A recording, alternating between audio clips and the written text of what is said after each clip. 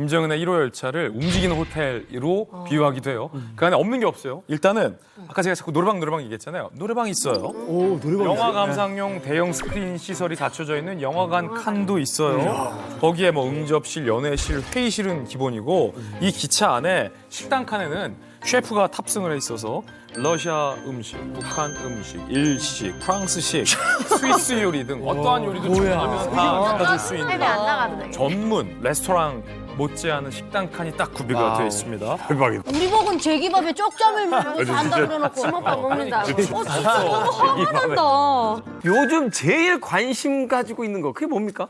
사실 뭐 뒤에서 들어보니까 뭐 주해다, 뭐 미사일이다, 뭐 이런 얘기를 많이 하고 있는데 사실 가장 중요한 걸 하나 빼먹었습니다. 뭐? 내가 요즘 최고의 관심사는 그게 아닙니다. 뭡니까? 미설주? 바로 나의 에마 어. 1호 열차입니다. 오. 열차. 1호 열차. 알아요.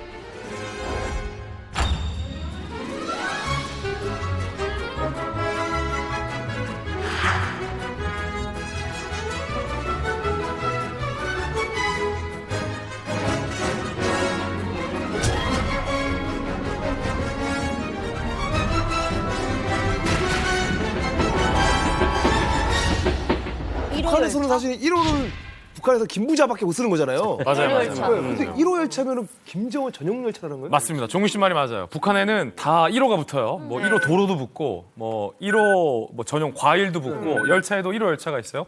우리는 전 국민 1호 열차를 봤죠. 하노이 회담 때 김정은이 그 1호 열차를 타고 하노이까지 가는 모습을 우리가 다 봤죠. 맞아요. 근데 김정은과 매우 가까운 백두용통 일가들만 탈 수 있는 열차를 북한에서는 1호 열차라고 부르는데 이게 김정은도 1호 열차가 있었고 그 아버지 김정일도 1호 열차가 있었어요.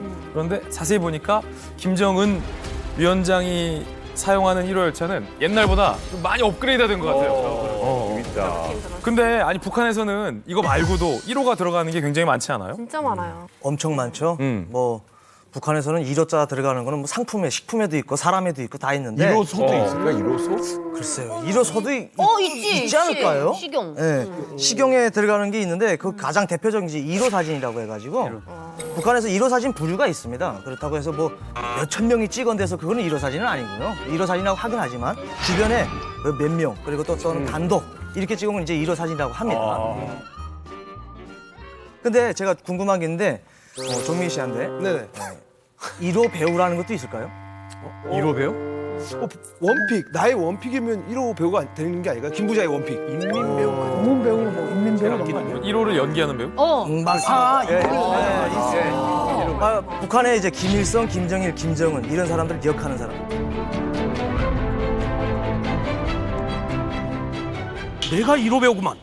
그렇죠. 1호 배우. 이쪽이 1호 배우. 상관이 아니라 1호 배우라고 불러요. 그러니까 1호 배우는 내가 장난으로 쳐도 안 되는 거지. 그 사람들은 똑같이 같은 배우가 배우이지만 많아요. 김일성이처럼 원수님, 수정님이라고 딱 불러야 돼요. 감독도 함부로 하면 안 되는 거지. 감독 손가락질하면 손 자릅니다. 대박이다. 아니 그러면 감독이 아니 원수님 이렇게 해야 돼요? 수정님 엔진 났습니다. 이렇게 해야 돼요. 그러니까 그 똑같이 배지 하나만 달고 다니도 그 배지에도 손가락질을 못 하게 절대 하는 안 돼요. 배우한테 이야, 좀 센 거였네? 지금 1호 열차라는 얘기가 지금 너무 놀라운데요. 가만히 생각을 해봤어요. 진살만, 만수르, 뭐 자기들 비행기 다 갖고 있잖아요. 열차 가지고 있는 사람도 하나 아직 못 열차를 그러게. 열차 전용기까지는 우리가 일반적으로 얘기 들어봤는데 푸틴 있잖아요, 푸틴. 그러니까 내 라인을 가지고 나만 타야 돼. 그렇지. 그 1호 열차. 나만 타야 돼. 아 근데 정말 유치한 얘기인데 뭐 오버하는 거예요 지금. 전 세계적으로 봤을 때 나만의 전용 로드를 갖고 있었던 독재자는 김부자, 그다음에 진시황은 진시황 전용 로드가 있었어요. 길이 있었어. 딴 마차는 못 다니고 못 다녀. 벽 쳐가지고 진시황만 다녔어. 시작 다음에 그리고 진시황이 너무 멀다. 그럼 가까이에는 연산군이 연산군 로드가 있었거든요. 연산군이 내가 어디 가서 내가 사냥을 하겠다. 그러면 거기까기 가는 길을 민가를 다 비워요. 그다음에 다 밀어버리고 연산군만 가는 연산군 로드를 만들어. 그걸 금표를 친다고 했거든요. 아무도 못 들어가. 연산군만 들어갈 수 있는 연산군 로드예요. 근데 이게 한양을 주변으로 해서 연산군 로드가 너무 많아지니까 이제 일반 백성들이 살 데가 없잖아요. 그러니까 신하들이 이제 읍소를 한 거예요. 전하, 너무 지금 경기도에 금표가 많아가지고 사람들이 살 데가 없습니다. 그러면 충청도 땅 떼가지고 경기도에 붙이라고. 그래서 붙여진 게 평택이에요. 붙였다고요. 연산군이 충청도 땅인 평택을 그때 경기도에 붙였어요. 맞아. 평택이 충청도라고 하더라. 땅을 넓히는 거. 집 어디요? 평택입니다. 연산군 격분을 그래서 경기도가 된 경기도가 된 거예요. 원래 우리 고양이 뻔했구만. 감사해야겠다. 아, 그렇군요. 좋아한다, 좋아해. 원래 충청도라고 하더라고요. 좋아할 일이야. 나만이 갈 수 있는 길과 나만이 탈 수 있는 기차가 있다. 이건 정말 너무 놀랍지 않습니까? 그런데 1호 열차를 직접 본 적은 없을 거 아니에요? 네, 저는 사실 뭐 본 적은 달리는 거 본 적은 없는데 국제 친선 전람관에 갔어요. 이제 가서 보니까 이제 집무실 칸만 1호 열차라고 해서 집무실 칸만 전시를 해놨어요. 아, 전시를? 네, 전시를 딱 해서 보니까 막 그냥 나무 책상에 의자에 엄청 뭐 좀 초라해 보이는 거예요. 그래서 그때 와, 우리 장군님께서 이런 열차에서 이런 집무실에서 이제 업무를 보셨구나. 쪽잠을 주무시면서 하면서 감동을 받았죠. 그때는. 저는 달리는 열차 봤어요. 타보진 못했지만 멀리서 한 200~300m 되는 거리에서 봤는데 내용상 봤을 때는 잘 모르겠더라고요. 일반 열차인지 아니면 특급 열차인지 잘 모르겠더라고요. 근데 일반 열차랑은 다르겠지. 그건 완전 차이 나는데 특급 열차하고 이제 뭐 1호 열차하고 외형은 오히려 외형이 안 돋보이게 만들었지. 그냥 노란 줄 가 있는 게 똑같더라고요. 팀의 전용 열차도 일반 열차처럼 해 있어요. 겉은 속은 다 방탄부터. 그 금수산기념궁전에 김일성, 김정일의 그 시체가 이렇게 있잖아요. 그럼 거기에 김일성이 탔던 1호 열차에 김일성의 집무실 칸만 갖다가 전시해놨어요. 그러니까 북한은 그런 거를 다 이렇게 전시를 해놔요. 근데 북한은 이 1호 열차 보기 쉽지 않아요. 이제 제가 말씀드렸던 것도 전시돼 있으니까 우리가 봤다는 거지. 이거 지나갈 때 1시간 전부터 경호가 와가지고 보위부가 이미 1시간 전부터 이 주민들 다 차단시키거든요.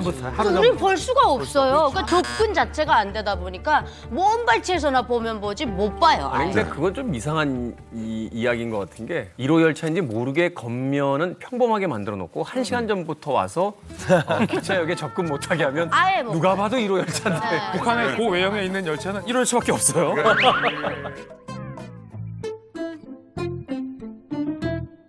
북한의 1호 열차 이거 지금 뭐 평생에 이건 지나가는 거 한번 볼까 말까 이 1호 열차에 직접 타본 분이 여기 계십니다. 이건 진짜 드문데. 자기 열차 얘기인데 뭘 그렇게 바로 본인 열차. 우리 짝정은의 옆에 있습니다. 고익하시니까. 여기 가면 항상 따라다니니까.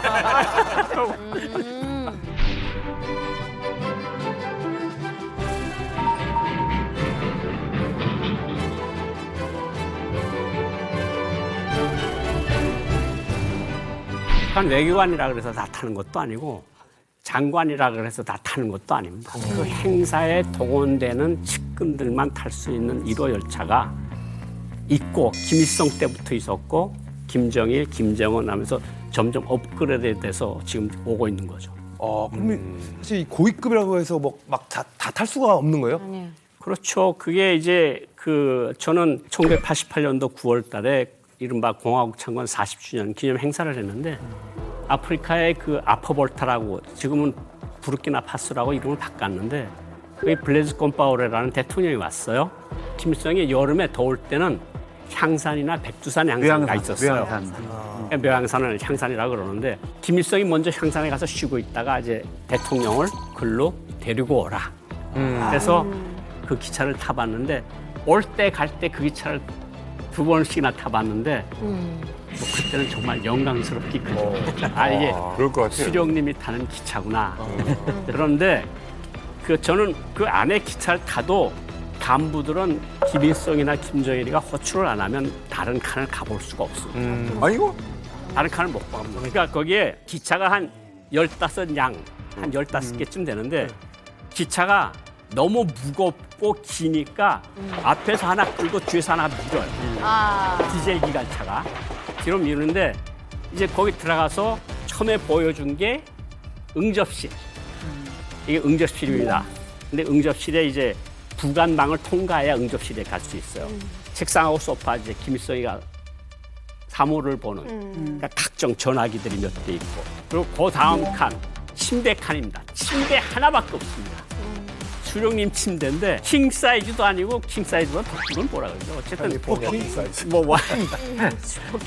큰 침대가 있는데 그 침대 옆에 공간이 요만큼 공간이 있고 다 침대예요. 근데 거기다 이제 빨간 비단볼을 씌워놨어요. 그리고 그 다음에 지나가면 식당 칸이 있고 그러니까 김일성이가 혼자 쓰는 김정일, 김정은이가 15양 중에서 한 6양은 혼자 씁니다. 그러면 그때 데리고 갔던 향산에 데리고 가던 그 대통령 어디에 태워졌어요?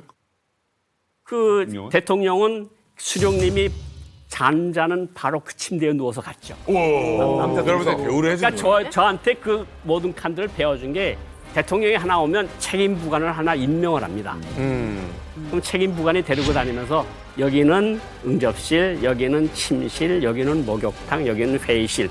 그러니까 제가 봤지. 제가 어떻게 그러니까 저는 중요한 게 김일성만 쓰는 게 아니라 외국의 국빈이나 대통령이 오면 사용할 수 있게 해준다는 거네요. 김일성이 마음에 드는 경우 그렇지. 모든 사람한테 기차를 주는 게 아니고 내주는 대통령 김일성이 특별히 이 사람은 내 기차를 태워서 데려오시오 이런 경우만 타는 기차예요.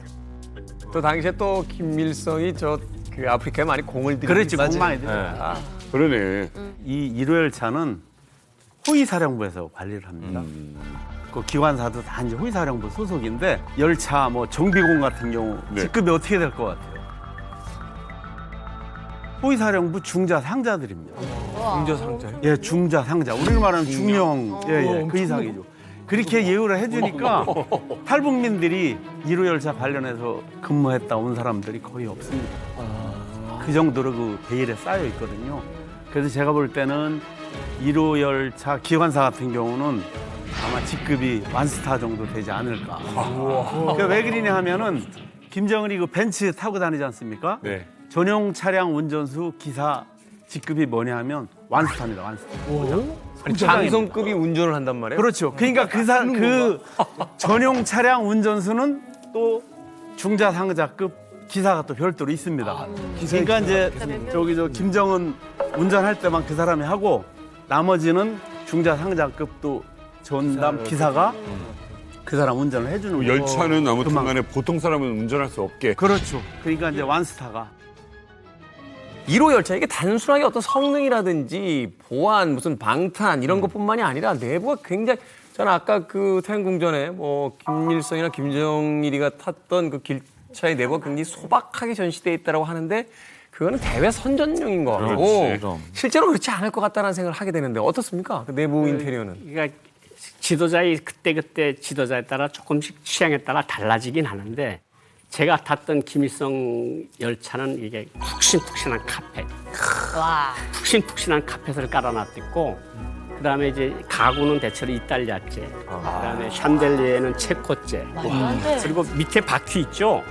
기차 열차 밑에 그 북한에서 만든 게 아닙니다. 다 동독에서 특별히 수입을 해서 그거는 사고가 날 수 있기 때문에 동독제를 썼어요.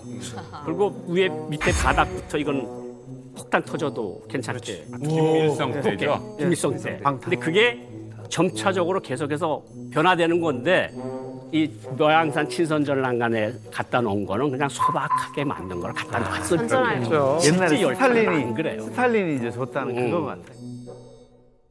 고영한 박사님이 타셨던 열차 안은 굉장히 호화스러웠잖아요. 근데 말씀하셨던 것처럼 김정일, 김정은의 1호 열차는 또 안에 인테리어가 샥샥샥 바뀌어요. 그러니까 차주의 취향이 반영돼서 안에 인테리어와 기능, 성능, 뭐 몇 칸인지도 다 바뀌거든요.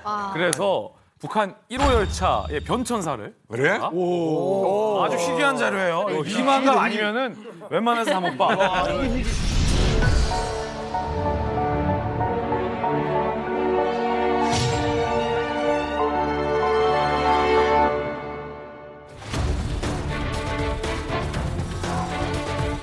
김일성 때 그래 김일성 때 이런 거 많이 나왔는데. 그래. 그렇게 멋있어 보이지 않는데.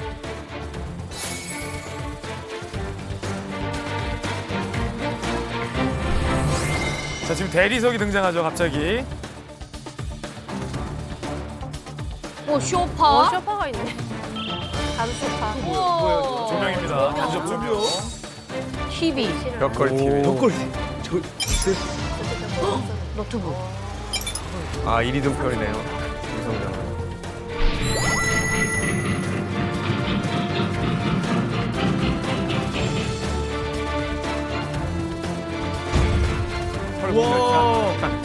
환해졌네 색깔이.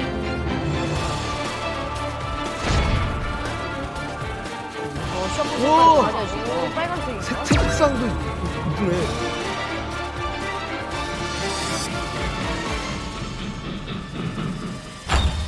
오, 점점 더. 와. 커튼. 천정 봐. 맞아, 천정이 커튼. 대박이다. 천정.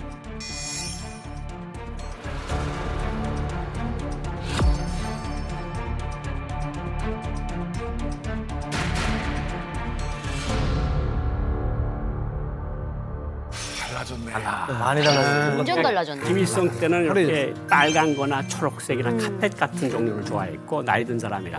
그다음에 김정일 때는 이렇게 대리석으로 바꿔졌는데 김정은 시대에 와서 특별히 달라진 게 천장을 굉장히 맞아요. 화려하게 만들어요. 그러네요. 그러니까 천장을 뭔가 밝게 별 같은 거 놓고 밝아요, 톤이. 그러니까 김정은 시대에서 사람들의 취향이 그대로 나타나는 거야.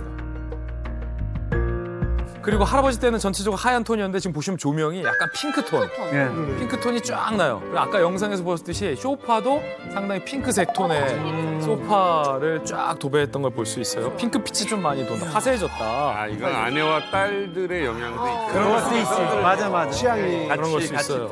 이 색깔 어때? 이렇게. 그리고 뭐 조명부터 커튼의 어떤 레이스까지 굉장히 좀 약간 앤틱하면서 우아해졌고 무엇보다 문을 보시면 여기 이제 어디서 많이 보던 분이 굉장히 방음 처리가 돼 있는 우리가 좀 노래방 같은 데 가면 이제 방음 처리가 돼 있는 두껍게.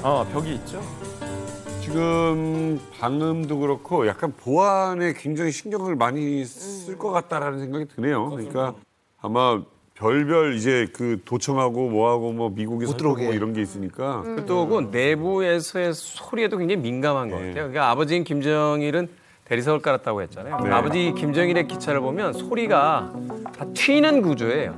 그러니까 사실은 이제 음식점에 가서도 왜 유독 시끄러운 음식점이 있는데 그런데 보면 대부분 바닥이 돌이고 유리쇠 이런 거로만 인테리어가 돼 있으면 근데 저 1호 열차는 지금 보니까 바닥은 카펫으로 돼 있죠. 벽면엔 커튼이 돼 있어서 내부의 어떤 소리도 굉장히 좀 차분하게 만드는 그런 아마 취향이 있는 것 같아요. 이 김정일이요. 2001년 러시아에 방문했을 때 이 곁에서 수행했던 콘스탄틴 홀리코프스키라는 이제 러시아의 극동지국 대통령 정권 대표가 쓴 책이 있어요. 이번에 저도 처음 알게 됐는데 동방 특급 열차라고 하는 책이 있습니다. 자, 여기에 묘사되어 있는 내용을 보면 1호 열차가 호화스러울 뿐만이 아니라 일단 없는 게 없다. 없는 게 없다. 뭐든지 말하니까 설마 이게 기차에 있다고 하는데 있습니다. 다 있다고? 그래서 그것들이 나온다는 거예요. 진짜입니까? 맞아요. 김정은의 1호 열차를 움직이는 호텔로 비유하기도 해요. 그 안에 없는 게 없어요. 일단은 아까 제가 자꾸 노래방 얘기했잖아요. 노래방이 있어요. 오, 노래방. 영화 감상용 대형 스크린 시설이 갖춰져 있는 영화관 칸도 있어요. 거기에 뭐 응접실, 연애실, 회의실은 기본이고 이 기차 안에 식당 칸에는 셰프가 탑승을 해 있어서 러시아 음식, 북한 음식, 일식, 프랑스식, 스위스 요리 등 어떠한 요리도 주문하면 다 받을 수 헬기 안 있는 나가도 되겠네. 전문 레스토랑 못지않은 식당 칸이 딱 구비가 되어 있습니다. 대박이다. 우리 복은 제기밥에 쪽잠을 잔다 그래놓고 주먹밥 먹는다. 진짜 너무 화가 난다. 와. 여기에다가 북한 전역이랑 연락이 되는 안테나가 갖춰져 있는 통신 칸도 있고 네. 전용 차량이 있어요. 이 전용 차량은 왜 탑승되어 있냐면 유사시에 김정은이 전용 차량을 탑승하고 어디든지 대피할 수 있게 기차 안에 차량이 있어요. 회가 들어가 혹자는 헬기도 간에 들어가 있을 것이다라고 헬기 있다고. 있어요. 네, 거기에다가 진짜. 고사총이 있고 대공미사일 싣고 다니고 박격포 무장 시스템까지 다 갖춰져 있어요. 야, 왜 그렇게 하냐, 진짜. 큰 헬기는 쿨하게 산다. 아니어도 한 둘이라도 타고 어디든 튈 수 있는 헬기 날개 이렇게 접히니까 아, 그러니까 그 자, 오래 살고 싶었나 보다. 배도 있겠네. 배는 아니 배까지는 아니 자기 기차인데 뭐 열차 이야기하는데 왜 자기 기차인데 따로 가는 게 아닌데. 아직 모르는 거야 사람들 그 본인 이유를. 열차를. 그러니까 이제 그 배를 넘어갈수록 진짜 호화스러워지는 것은 맞는 것 같습니다. 사실은 김정은 같은 경우 또 김정일보다 또 더 까다롭다고 하잖아요, 그죠? 진짜요? 먹고 하는 게. 네. 그래서 이제 그 지방의 이제 건설 현장 같은 경우 이제 현지지도 나갈 때 김정일 같은 경우는 그 인근에 있는 식당을 주로 이용을 했다고 하는데 김정은은 좀 까다롭고 하다 보니까 건설 현장 인근에 이제 텐트를 치고 거기서 도시락을 먹는다고 합니다. 근데 이제 김정일이가 주로 먹는 게 이제 그 후지모토 겐지가 그런 얘기를 했잖아요. 뭐 최상급 와규 스테이크나 초밥, 뭐 프랑스 크리스탈 샴페인 이런 걸 좋아한다고 하는데 그런데 가면 이걸 못 먹지 않습니까? 그러니까 이제 1호 열차 요리사하고 다 같이 다니니까 거기서 도시락 형태로 이제 만들어 가지고 건설 현장 그 텐트 친 데 이제 갖다 주면 거기서 이제 식사를 하는 거죠. 그런데 일반 주민들한테는 와, 우리 지도자 동지가 현지 지도를 하면서 도시락으로 도시락인데 안에는 그렇죠. 태국의 와규. 그렇지. 대기밥은 아니지만 도시락으로. 그러니까 케이스만 도시락인 거죠. 애민 정치를 하고 있구나. 이것도 선전 효과도 있고. 아니 심지어 지금 이렇게 하고 있다고 합니다. 프랑스산 크리스탈 샴페인이라고 하셨는데 이게 그 힙합 하는 그 사람들 중에서 제이지 같은, 뭐 비욘세 같은 세계적 슈퍼스타가 마신 이게 우리나라에서 제가 알고 있고 병당 한 100만 원이 넘어요. 200 가까운 금액인데 먹고 그냥 화장실 한번 가면 아니, 끝나는 거를 그렇게 애들 아니 그냥 아니 진짜 나는 이해가 안 되는 게 그냥 그 지역 가면 거기 맛집 가고 싶지 않아요? 왜 도시락 먹어요? 왜 그러는 거예요? 애들 굶는데. 입이 짭나? 내가 좋아하는 입맛이 있으니까 그런 거 아닙니까?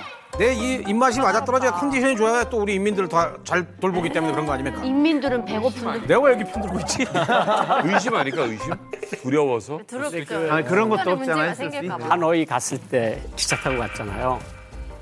그 고기를 숙성시켜서 가져왔는데 북한 셰프들이 그걸 미국 수행원들이 그걸 먹었다는 거예요. 양고기하고 소고기를. 그렇게 맛있는 고기를 처음 그렇게 맛있어요. 그러니까 그 김정은 요리사가 양식이 있고 한식이 있고 일식이 있고 다 있는 거야. 그리고 그 빵통이라 그러는데 북한이 그 기차 객차 안에 그냥 그 식품만 싣고 다니는 객차가 있는 거야. 그러니까 거기 냉동 시설이 돼 있고 냉장 시설이 돼 있고 어느 때든지 그거 저 와규 가서 스테이크 해오라 그러면 예 알겠습니다 하고 생선 스시 해오라 그러면 스시 해오고 그런 것들이 그러니까 기차가 15량이 길잖아요. 길어도 그 절반 이상은 김정은 혼자서 쓰는 거예요. 돈도 많이 썼고 호화스러운 건 인정합니다. 그런데 1호 열차만이 가지고 있는 진정한 스페셜 뭔가 특별한 뭔가 없습니까?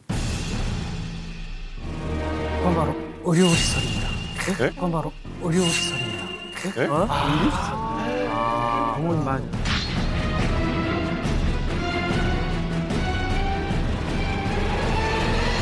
일성이 사실 예정된 정상회담부터 갑자기 갑작스럽게 죽음을 맞이하잖아요. 근데 그 원인이 신분 경색이었거든요. 그러니까 가족력이 있기 때문에 김정일이 그 신분 경색을 굉장히 두려워했다 그러더라고요. 자기도 어떻게 될지 모른다. 그런데 내가 기차 타고 가는 도중에 그런 일이 벌어지면 어떻겠느냐. 그래서 기차 한 칸을 갖다 의료시설을 했고요. 거기 심전도 검사부터 그러니까 의료 수술을 할 수 있는 수술을 할 때까지 병원이네, 갖춰놨다고 하더라고요.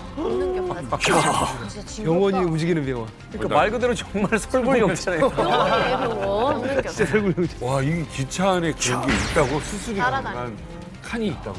야. 그러니까 기차가 자꾸 커질 수밖에 없어. 길어지, 맞아. 발전기도 써야 되니까 발전기 차도 하나 붙여야죠. 그러니까 자꾸 붙이는 거죠. 길어져. 그러니까 속도는 점점 더 늘어질수록 점점. 그러면 인민들이 타는 이 기차는 시설은 어때요? 엄청 나빠져. 그 기차가 그냥 유리창도 없고 뭐 한심하죠. 뭐. 유리창이 없다. 옛날엔 그랬어요. 지금은 좀 나아졌다고 하죠. 빼간대죠.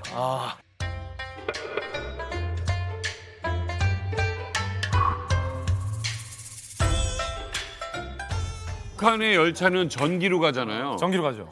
전기 내연. 아니, 전기로 가는데 전기가 왔다 갔다 자유전기잖아요. 오고 싶을 때 오고 가고 싶을 때 가는 전기니까. 자유전기. 거기는 가다가 서다가 연속인데 김정일, 김정은 타는 기차는 디젤 기관차가 러시아製디젤 기관차가 앞에서 끌고 뒤에서 밉니다. 아, 전기로 가는 게 아니라. 네, 안정적으로 가기 위해.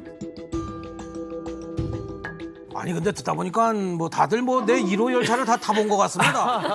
어떻게 이렇게 잘하는 겁니까? 한번 태워주시라요. 맞지로. 좋습니다. 그럼 내가 여기서 한번 문제를 하나 내겠습니다. 문제요. 맞추신 분께는 특별히 출연료를 2배로 드리겠습니다. 출연료를 2배로 드리겠습니다. 왜? 안 자, 봐주시고? 문제 화면 보여주시죠. 어려운 거. 자, 앞에 이 차는 1호 열차에 항상 함께 있습니다. 이 차의 용도는 무엇일지 한번 맞춰보시죠. 아 이걸 싣고 다녀요? 항상 1호 열차에 싣고 다닙니다. 요 차를 앞서 지금 이야기하신 의료 차량 아니에요 혹시? 총기 같은 거 실지 않았을까요? 뭐 병원들. 맨질맨질해요. 맨질맨질해요. 저거 방탄 같아요. 사람 생활에 필요한 가장 필요한 거. 박사님 알고 계십니까? 전 압니다. 알아요? 캠핑카 아니 캠핑카? 답을 알려드리겠습니다. 정답은 정말 여기까지는 뭐 다들 모르시죠. 뭐 바로 화장실 전용 차량입니다. 뭐라고요? 화장실 전용 차량입니다. 뭐라고요? 화장실 전용 차량. 아니 저기 똥차라고. 아니 그렇게 하면 안 되고 화장실 전용 차량 이렇게 명칭이 정확하게 있지 똥차가 아닙니다. 진짜 징그럽다. 똥차는 다른 뜻이고. 화장실 갔었어요. 물론 뭐 1호 열차 안에 제가 쓰는 화장실 전용 칸이 있긴 있습니다. 근데 이제 열차를 타고 가다 보면 내려 좀 답답하지 않습니까? 그러면 차를 가지고 내려서 드라이브 갈 때가 있습니다. 심하다. 그럴 때 뒤에 함께 따라와서 내래 용변이 필요할 때는 볼일을 보는 그런 차량입니다.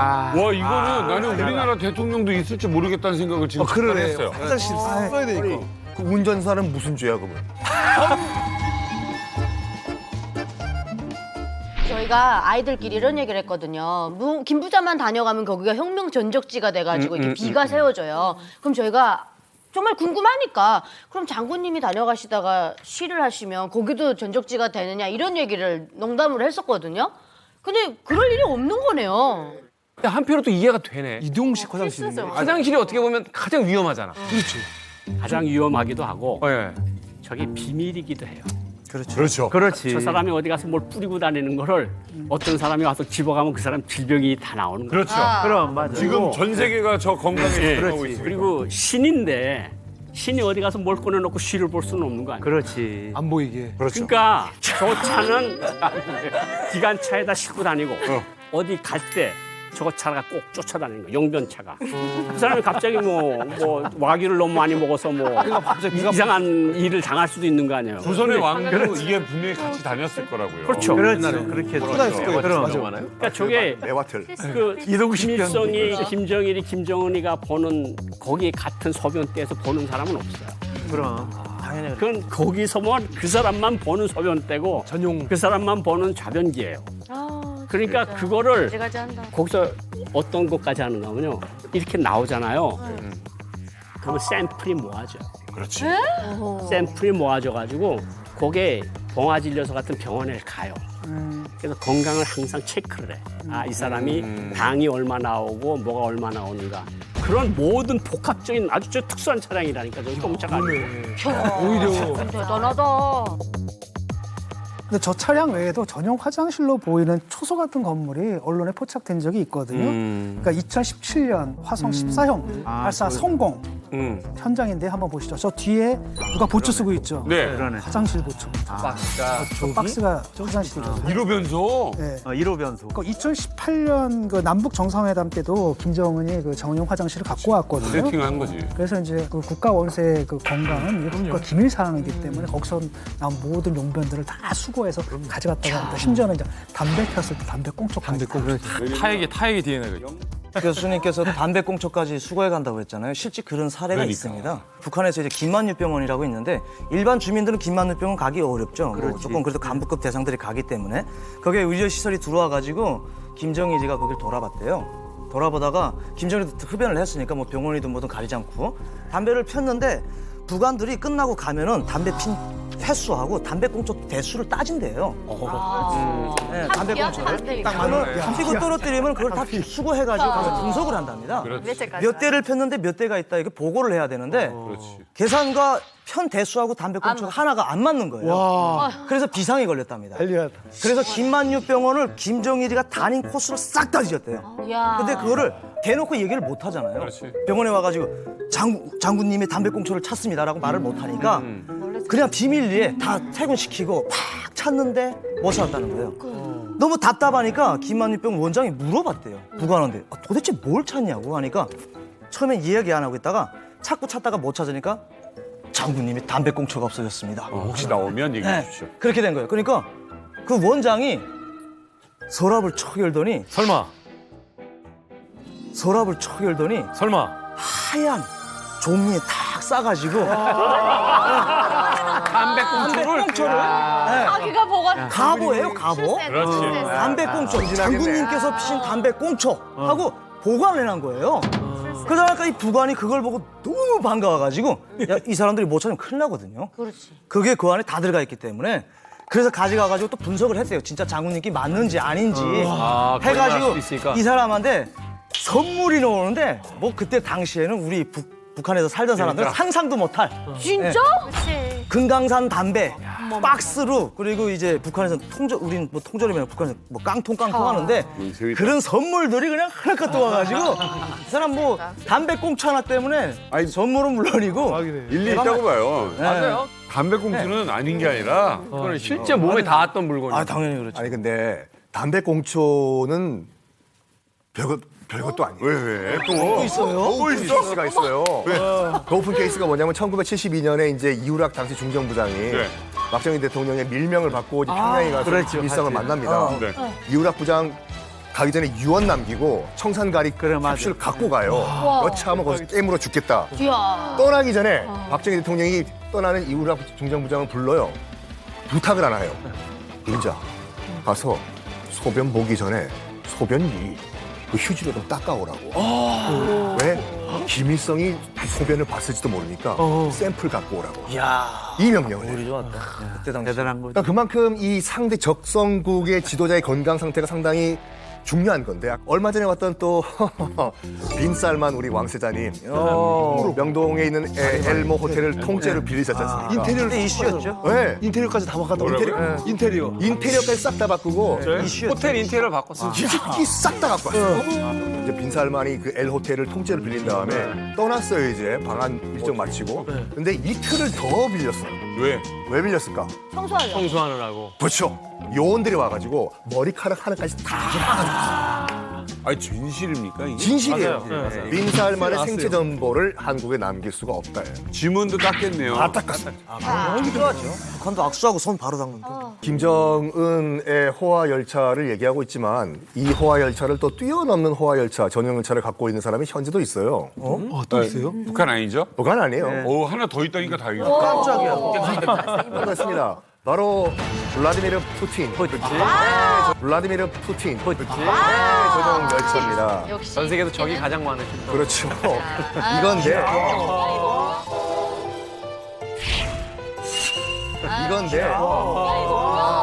지금 이 안에 보면은 최신 레스토랑, 영화관, 그다음에 튀르키예식 증기 목욕탕. 좋다. 그리고 저기 보면은 저기 헬스기구 있잖아요. H모라고 하는 미국에서 생산하는 그 헬스 장비예요. 이거를 푸틴이 직접 얘기했대. 다른 건 모르겠지만 헬스기구만큼은 H모 그사의 제품을 가져와라. 설치해서 지금 푸틴이 또 이 헬스 왕이고 공공연한 장소에서 웃돈을 벗고 많이 이렇게 또 까니까. 굉장히 많이 과시하잖아요. 저기 비용이 지금 그 저걸 만드는데 우리 돈으로 975억. 975억. 약 1,000억 하는 것으로 추정이 되고 있는데 그걸 봤을 때 김정은의 1호 열차도 약 1,000억 정도 들지 않았을까? 아니 러시아는 돈이 있어서 뭐 한 1,000억 정도 한다고 하지만 북한은 돈도 없는데 김정은의 저 1호 열차 봤을 때 뭐 푸틴보다 결코 모자랄 것 같지 않다 이런 생각을 하게 되거든요. 근데 이 김정은의 1호 열차가 주목을 받았던 적이 있어요. 바로 2019년 북미 정상회담 때 비행기로 4시간이면 가는 하노이를 무려 60시간 동안 무려 60시간 동안 와. 야, 우리 뭐라고? 정말 아무리 무슨 고소공포증이 있다고 할지라도 그래. 왜 이런 과연 거야? 말이 되는가 하는 생각이 드는데 아, 멀미하겠다. 전 세계 지도자들은 사실은 이 전용기 타잖아요. 타죠. 고소공포증이 있다고 하지만 사실 비행기 타고 1시간만 지나면 창문 다 내리면 이게 비행기 아닌지 공중에 떠 있는지 아무 감각 없이 가게 되는데 김정은은 왜 이렇게 기차를 고집하는 겁니까? 이게 비행기가 없는 건 아닐 것 같은데 설마? 김정은 전용기 있어요. 있고 이름도 있어요. 참메 1호. 굉장히 유명한 그리고 굉장히 오래된 전용기가 있거든요.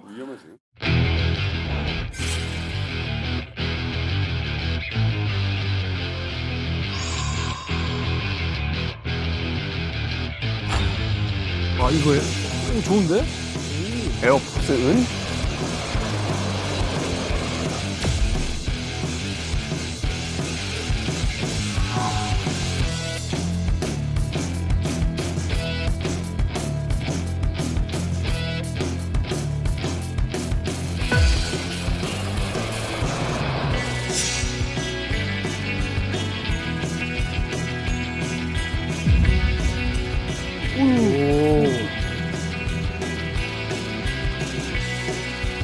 조정하는 거야? 본인이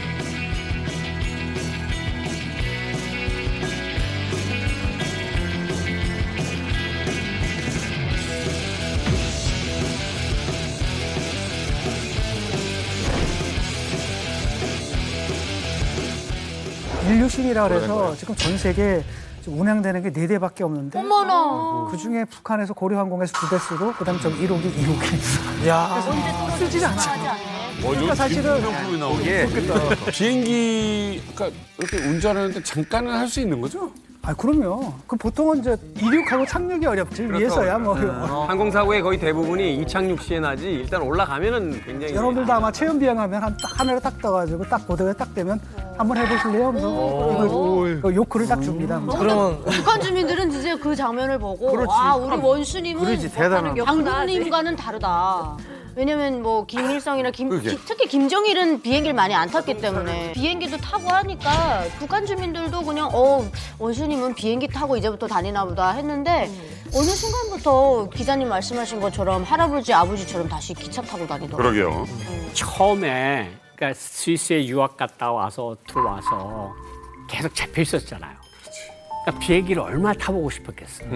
그 참메 1호라는 게 그 인류신 62M이라고 그게 60년대 만든 비행기예요.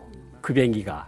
그거 콜사인이 P 무슨 851인지 858인지 뭐 그래요. 우리가 그 비행기 왔다 갔다 하는 거 우리가 대사관 했을 때 그 콜사인을 받아봐서 아는데 아마 기차를 다시 온 거는 너무 무거워서 너무 무거워서 떨어질까봐. 안 얘기하시다가 갑자기 아무리 욕심을 부립니까? 그거는 농담인데 몇십 킬로 들었다고 어쨌든 처음에는 비행기를 좀 탔어요. 그러니까 이게 내가 외국에서 다닐 때 비행기 탔던 향수가 있을 거 아니에요. 그러니까 안토노브라는 비행기 운전하는 게 이게 안토노브예요. 우크라이나에서 만든 거.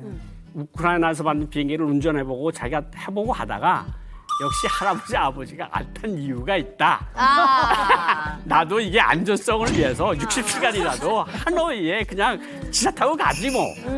그래서 아마 그 안전 문제 때문에 그런 것 같고 아버지보다는 덜 고소공포증이 있는 것 같은데 그래도 내가 2,500만 인민을 생각해서 내가 기차를 타고 다녀야지. 내가 가다 뚝 떨어지면 어떡하겠어. 갖다 무거워 죽겠는데. 그런 것 같아요. 김정은이 말 그대로 스위스 유학파 출신이잖아요. 네. 그죠? 그래서 이제 집권 초기에는 삼지연 가거나 할 때 비행기 이용을 많이 했습니다. 네네. 그렇죠. 많이 이용을 했는데 어떻게 보면 이제 1호 열차를 애용하고 있다는 것은 뭐냐 하면 비행기보다 열차가 훨씬 더 안전하다고 네. 이렇게 판단했기 때문에 그렇지 않을까 생각이 드는데 왜냐하면 비행기는 뜨면 그냥 그때부터 계속 우리 노출이 되잖아요. 그리고 딱 우리가 저격을 했어. 빵 터지면 그냥 그만이잖아요. 그죠? 그렇지만 이제 기차는 아까도 말씀하셨듯이 방탄으로 다 되어 있기 때문에 이제 안전하니까 그렇게 되지 않나 그런 생각이 듭니다. 특히 이제 공산권의 지도자들이 이런 비행기 전용기에 노이로제가 걸리는 게 그 계기가 있어요. 왜요? 1971년에 린비아오라고 해서 마오쩌둥의 라이벌이었어요. 2인자. 근데 마오쩌둥을 암살하려고 시도하다가 실패하고 비행기를 타고 당시 소련으로 도망을 가다가 격추를 당해서 죽어버린 온 가족이 그 이후부터는 비행기를 타면 안 되는구나 라고 공산권 지도자들은 느꼈고 공산권뿐만 아니라 우리가 알고 있는 정말 유명한 나라의 대통령 전용기도 한번 공격을 받았습니다. 언제일까요? 바로 2001년 9.11 테러 때 부시 대통령 전용기 에어포스 원. 이게 뭔 소리예요? 그게 언제? 들어보는데? 우리는 다 사건이 끝난 후에 이제 몇 명이 몇 대를 납치해가지고 몇 대가 격추되고 뭐 했다는 걸 알았잖아요.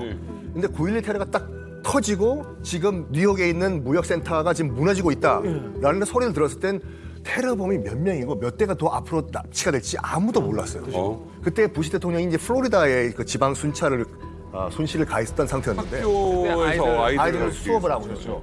비상 걸린 거예요. 일단 에어포스 타고 공중으로 올라가시라고. 근데 문제가 뭐냐면 이게 타깃이 될 수가 있는 거잖아요. 그렇죠. 에어포스 원. 그래가지고 이 부시 대통령이 에어포스 원을 타고 올라가면서 뭐 어떤 명령을 내리냐면 에어포스 원 주변에 다가오는 비행기는 군용기든 민항기든 무조건 격추시켜라. 라고 하면서 모든 상황이 정리될 때까지 에어포스 원 타고 미국을 삥삥 돌았어요. 공중에 떠 있어. 공중에 떠 있었어. 이게 사실이에요? 사실이에요.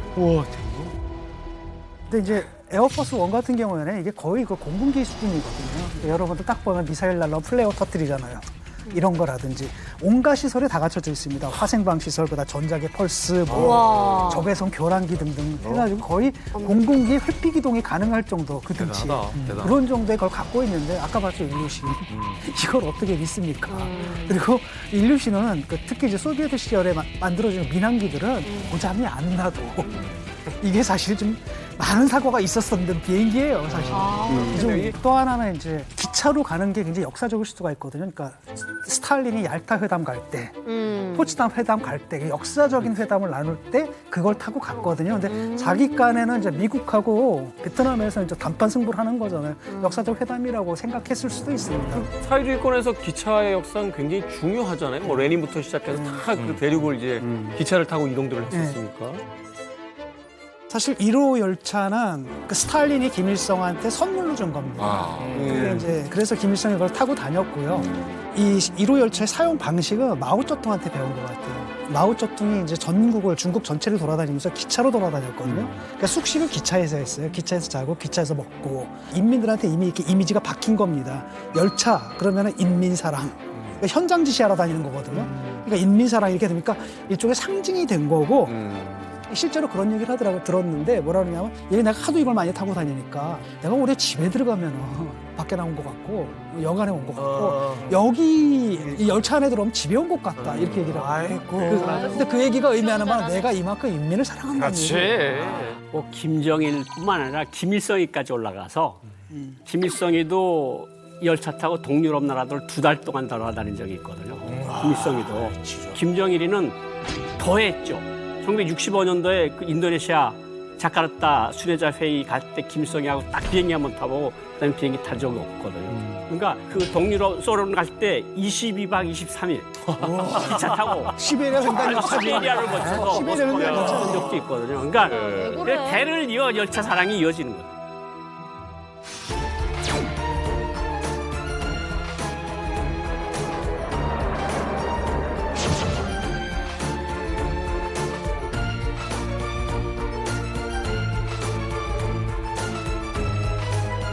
60시간의 노동이죠. 기차 타고 가는 주제고 저렇게 흐뭇해가지고.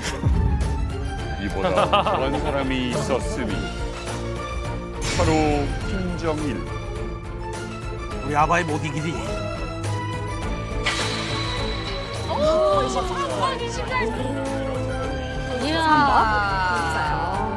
거의 한 달 동안.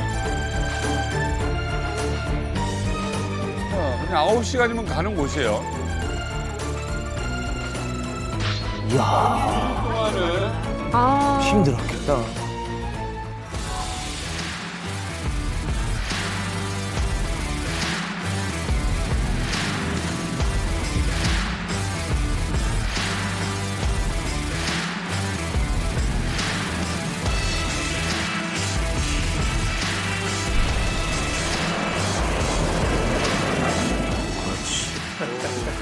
열차가 안전하게.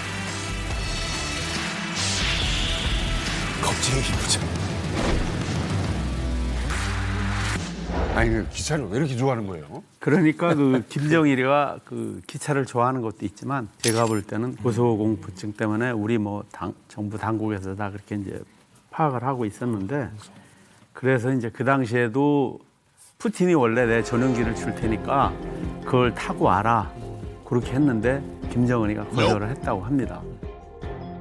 이게 사실은 김정은도 왜 젊은 날에는 비행기를 좀 탔다는 거잖아요. 네. 타기 시작하는 게 북한의 지도자가 된 뒤에 후계자가 된 뒤에 받게 되는 어떤 여러 가지 스트레스라든지 또 암살 위협 이런 것들이 실제로 이제 느껴지기 시작하자 그때부터 이제 비행기에 대한 공포증이 생긴 게 아닌가 하는 또 생각이 듭니다. 어쨌든 이거 언제 내가 죽을지 몰라 라는 그 두려움이 있는 사람들은 공포스럽잖아요.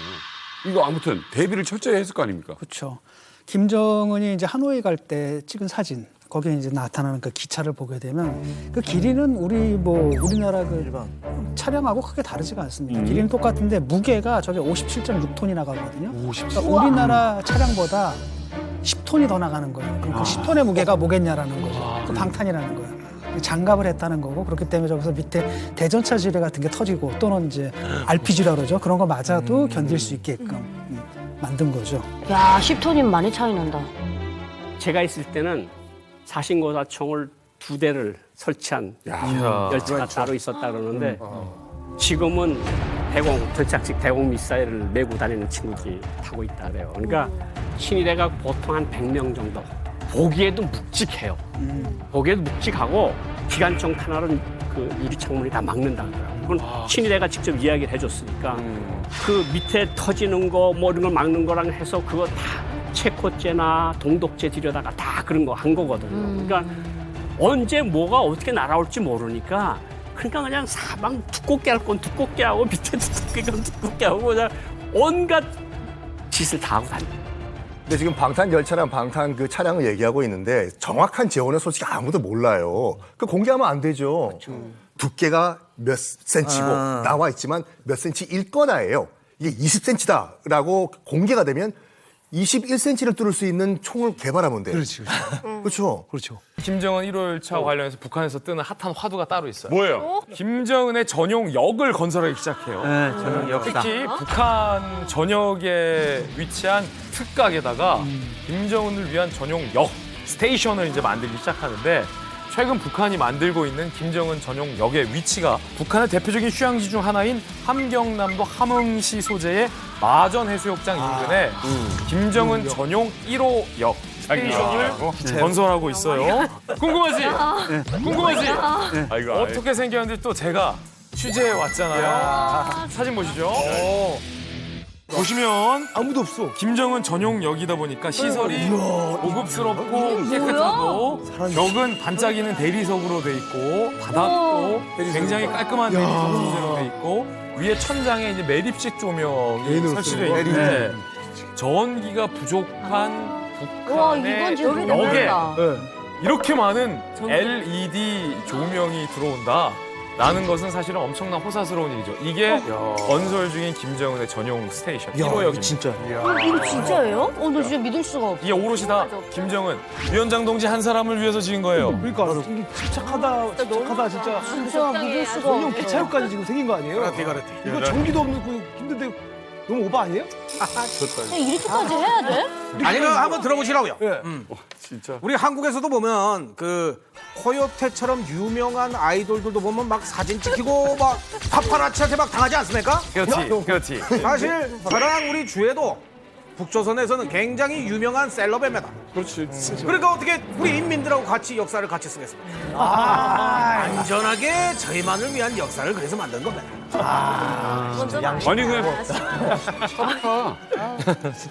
기차가 1000억이면 왜 차를 타면? 기차가 1000억이면 왜 차를 타면? 나는 계속 이해가 안 됩니다. 그냥 철학자의 댐이 있는 거예요. 있잖아요. 늦어. 시간은 제 자유입니다. 그렇지. 국가를 그렇지. 잊을 일이 없어. 어디 가든 모르 가든. 맞네. 묘하게 설득력 있네. 가장 큰 이유는 아마도 이제 보안 문제 때문인 것 같아요. 예를 들어가지고 그렇죠. 위성으로 딱 보면은 그 기차는 알 거 아닙니까? 인지를 할 것 같아요, 충분히. 근데 그게 이제 여기만 물렀다 그러면 거기 있다는 얘기잖아요. 보통 북한역에는 그 역사에 그 지붕이 없는 경우가 많다 그러더라고요. 근데 여기는 지붕까지 딱 있어서 딱 들어가게 되면 열차가 거기 어디 들어가 있는 거기서 모르는 거예요. 정박되는지 모르는 거예요, 정말. 그런데 이제 왜냐하면 1호 열차가 있는 곳을 알면 그곳이 바로 김정은의 동선이거든요. 우리 정보기관이나 미국에서 특각에 1호 열차가 있다. 그러면은 이제 김정은 동선이 이제 파악이 된 거잖아요, 그죠? 그렇게 하다 보니까 이제 1호 열차역도 이제 더 완전히 커버할 수 있게 그렇게 이제 짓고 있는 거죠. 그래서 이제 원산 특각에서 이제 요즘에는 김정은이 가장 사랑하는 특각이 어디냐면 바로 마전 특각입니다. 지금 저 김정은이 이제 저 MR을 타고 왜 이렇게 딱 씁쓸해 보고 보이지? 있는 곳인데 야경을 보면서 요 바다 보는 장면이 나오는데 이곳이 바로 마전 해수욕장입니다. 2019년 8월하고 2022년 1월, 2022년 4월에 미사일 발사를 했는데 이 장소가 어디냐면 바로 마전 해수욕장입니다. 마전 특각에 있으면서 미사일 발사 지휘를 직접 한 것입니다. 그러다 보니까 이제 김정은이 이제 자주 가는 곳이니까 또 여기도 역을 만들어라 라고 지시를 해가지고 지금 이제 거창하게 공사를 하고 있는 겁니다. 어쨌든 무서우니까 지금 자꾸 이렇게 여기저기 막 피하고 움직이는 거 아니에요? 그렇죠. 지은 죄가 많은 인간일수록 맞아요. 적이 많기 때문에 무섭게 느껴요. 자기들도 인간들인데. 러시아 황제들은 전통적으로 항상 밖에 나갈 때 마차 2대를 타고 다녀요. 진시황 같은 경우에는 무조건 나갈 때 마차 3대를 끌고 나갔어요. 스탈린 같은 경우에도 정적이 얼마나 만에 300만 명을 학살시켰는데 스탈린도 열차만 타고 다녔고 특히 잘 때 자기가 자는 침실 방이 25개였어요. 어머 어디 가? 어떻게 잘 모르겠는지는 아무한테 얘기를 안 해. 그러니까 스탈린 같은 경우는 1953년에 뇌졸중으로 쓰러져 죽어요. 근데 스탈린이 몇 번째 방에 있는지 알아야 할 거 아니야. 찾다가 시간을 놓친 거야. 뇌졸중을. 이 정도쯤 되면 이거는 너무 심해. 이건 거의 노이로제, 신경쇠약, 그렇죠. 완전 염려증 뭐 여기까지 가 있는 거 아닙니까? 근데 북한 김정은 부자가 이러는 이유가 또 있어요. 히스토리가 있어요. 김 부자에게 큰 트라우마를 안겨줬던 결정적인 사건 때문입니다. 그래요? 그 사건은 바로 열차 테러 미수 사건입니다. 일명 용천역 폭발 사고입니다. 이 피해 규모가 어마어마했습니다. 북한이 당시 이 대한민국에게 공식적인 구조 요청을 보내기도 했던 사건입니다. 북한 용천역에서 최악의 폭발 참사가 났습니다. 지금까지 1,300여 명의 사상자가 난 것으로 확인되고 있지만 피해는 앞으로 더 늘어날 것으로 보입니다. 용천군 보이부 등 공공건물 12곳과 가옥 약 9천여 채가 지금 건물이 다 무너졌어요.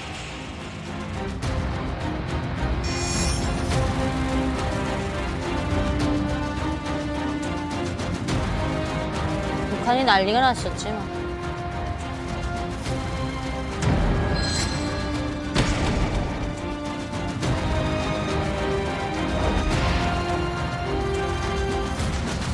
(2004년 4월 22일) 오후 1시경 평안북도 용천군 용천역에서 열차 폭파 사고가 발생을 했습니다. 당시 질산 암모늄을 가득 실은 열차와 또 기름을 실은 유리 열차가 충돌을 해요. 충돌하면서 전신주가 넘어집니다. 아이고. 당연히 스파크가 일었겠죠.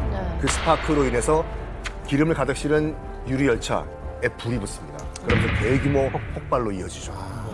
소학교 하나가 통째로 날아가 버리고 인구가 13만 명의 마을이라고 하는데 여기서 150명의 사망자, 1,249명 부상자, 어마어마한 인명피해죠. 피해가 무지막지하다 보니까 북한 당국이 이례적으로 우리나라를 포함한 국제사회에 도움을 요청했던 건 여기까지는 팩트예요. 팩트.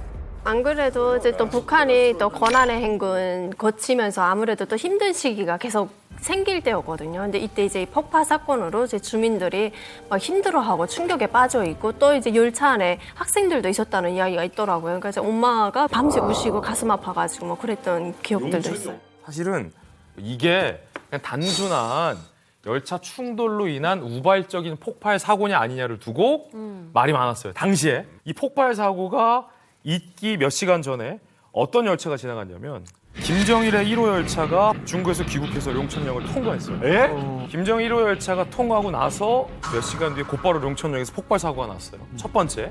아니 이게 우연의 일치일까? 두 번째, 질산 암모늄을 실은 화물 열차랑 기름을 실은 유류 화차가 충돌했다는 거죠. 근데 북한 아까 제가 단선이라고 말씀드렸잖아요. 한쪽으로. 북한에서의 열차 충돌 사고는 매우 이례적이에요. 세 번째는 결정적으로 폭파 현장에서 뭐가 나왔냐면 테이프가 둘둘 감긴 휴대전화가 발견됐습니다.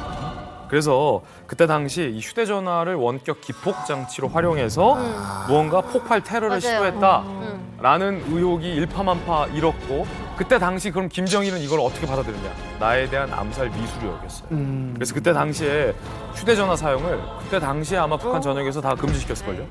그때 저희 아버지도 핸드폰을 사용하고 있었는데 이때 핸드폰을 딱 한 3, 4개월밖에 못 썼어요. 근데 판매를 했다가 이제 그 무슨 폭파 사건으로 해가지고 핸드폰을 회수할 때는 무료로 해주는 거예요.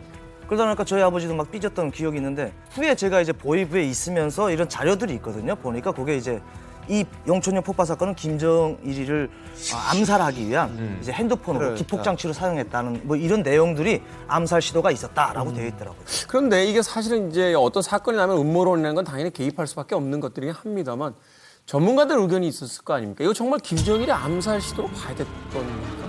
김정일이 지나간 지 13시간 후에 터진 거야, 정확히.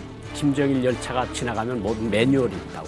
그 자리에 어떻게 질산 암모늄을 가득 싣은 기차하고 기름을 싣는 기차하고 같이 있었느냐. 그리고 어떻게 그것이 부딪혀서 폭발을 일으켰느냐.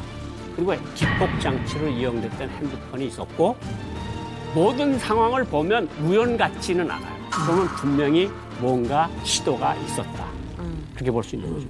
아직은 뭐 심증뿐이지만은 그 좀 이상하긴 하지 않습니까? 왜 하필 거기 질산 암모늄이 있냐?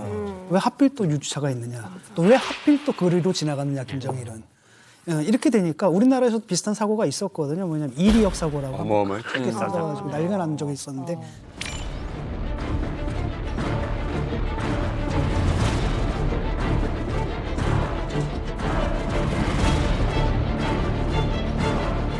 근데 만약에 우리나라에서도 만약에 거기 뭐 박정희 대통령이 뭐 1시간 전 또는 뭐 2시간 전에 지나갔다라고 한다면 당연히 우리가 합리적 의심을 할 겁니다. 근데 북한 같은 사회는 오죽하겠습니까? 거기 또 의심이 많은 거고. 그렇게 된 것 같아요. 김정은이 열차를 향한 이 감정은 굉장히 좀 두려움에 대한 감정도 있는 것 같기도 한데 아버지 때와는 다르게 김정은 또 이 열차에 대한 또 애착도 좀 있는 것 같아요. 이 열차를 뭔가 본인의 어떤 애민 정치의 어떤 선전 도구로 활용하는 모습도 왕왕 포착이 됐거든요. 그래요? 네.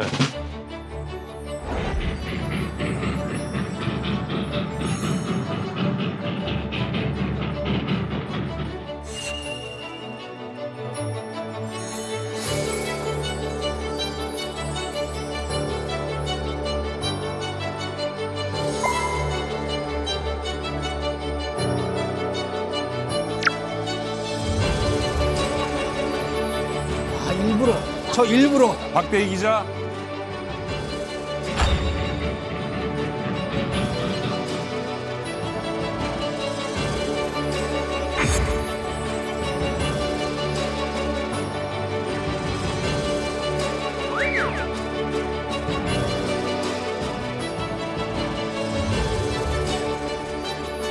김일성이 똑같이 흉내는.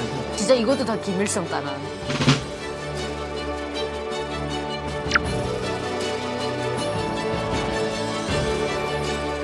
민의 꿈을 다 이룰 때까지 나에겐 쉴 권리가 없어 하시며 열차 강행군을 이어가시던 우리 원수님, 위대한 오보이의 그 길을 정녕 어느 누가 대신할 수 있단 말입니까? 우리 이수령님이 이어가시던 혁명의 길 하면서 맨날. 노래도 아니고 나레이션에서 바이브레이션을 이렇게 듣기는 참.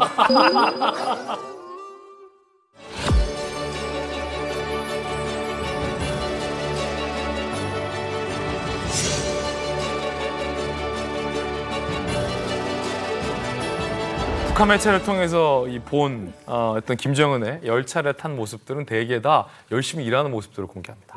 특히 그렇겠죠. 아까 북한 김정은이 1호 열차 집무실 안에서 그 옥수수 그 개량하는 거 연구하는 모습 같은 거, 이 누가 보더라도 철저히 연출된 거죠. 최근에는 또 어떤 사진을 공개했냐면 흰색 반팔 속옷. 우리가 보기엔 딱 그냥 메리아스예요. 속옷바람에 김정은이 진무를 막 하는 더운 여름날 그런 모습을 공개해요. 그러면서 북한 매체가 옷 갈아입을 시간조차 없이 어버이 주정께서 속옷바람으로 인민들을 사랑하는 마음으로 필요하고 있다. 근데 사실 열차에 대한 거는 북한이 정말 선전에 굉장히 많이 써먹어요. 그러니까 김정일이 사망했을 때도 열차에서 심장마비로 돌아가셨다 뭐 이러거든요. 위대한 용도자 김정일 동지께서 소강도의 현지지도 강행군길을 이어가시다 정신 육체적 과로로 하여 열차에서 순직하시었다. 근데 실제로 그때 정보당국이 본 거에 의하면 그 55 특각고리에 기차가 있었다는 거예요. 움직이지 않고. 사람들이 저걸 보고 저렇게 나레이션을 하면 또 웬만한 사람들 보고 울어요. 저도 울었어요. 울리잖아요. 저도 그럴 줄 알았어요, 진짜. 공산주의 프로파간다의 전형인 거예요. 줄줄 울었지. 그만큼 보안이 잘 된 거였던 거잖아요. 그렇죠. 근데 이제 나중에 지금 흐르다 보니까 기차에서 죽지 않았을 수도 있다. 이런 이야기도 있지 않습니까? 아유, 그걸 어떻게 알아요? 나도 북한에 있을 때 북한이 잘 살게 하기 위해서 달리는 열차에서 순직하셨다니까. 저도 누구 욕한 줄 아세요? 맹탕한 의사들 다 욕했어요. 장군님 하나 살리지 못하고 뭘 하냐고 하면서 사람들이 믿을 수밖에 없고 하니까 그게 진짜인지 거짓말인지 전혀. 솔직히 얘기해봐. 울었어 안 울었어? 저 솔직히 울었지 뭐. 울었지. 울었어요. 그렇지. 아니 근데 거기에서 세뇌 교육을 뭐 태어나서부터 받았는데 울어요. 그거 이야기하는데 안 울 수가 없어요. 네. 울었어요. 이제 저는 이제 제일 감동이 받았던 게 이제 김정은이가 딱 정권을 지면서 갑자기 평양시 주민들에게 그 동태 2마리씩 나눠주는 거예요. 그러면서 이제 김정은이가 우리 장군님께서 이 열차를 타고 머나먼 현지 지점을 가시다가 이 동태를 주민들에게 먹이려고 하다가 근데 이제 속아셨다고 하면서 동태 2마리 나눠주시는 거예요. 목숨과 바꿨네. 네. 동태 2마리를 줄려다가 죽었구나. 그렇죠. 그러니까 동태 2마리를 주려고 하다가 끝내 못 주시고 이렇게 현지지도 길에서. 그 명태가 말이야. 북조선 인민들을 위해서 내가 직접 나눠준 명태입니다. 그러니까 누가 줬는지 잘 알고 맛있게 먹어야 된다 이거지. 치사하다. 아니 동태 2마리가 뭐예요? 저희 식구가 지금 몇 명인데요. 2마리, 20마리 줄 테니까 평양에 가져가세요. 아니 지금 이게 바로 신개념 두 마리. 외화벌입니다. 내가 2마리를 주고 20마리를 받았다고 약속. 내가 2마리를 주고 20마리를 받았다고 약속. 야, 진짜 뻔뻔스럽다. 버럭고 치샤에서 20마리 주면 그걸로 10배 장사를 하는.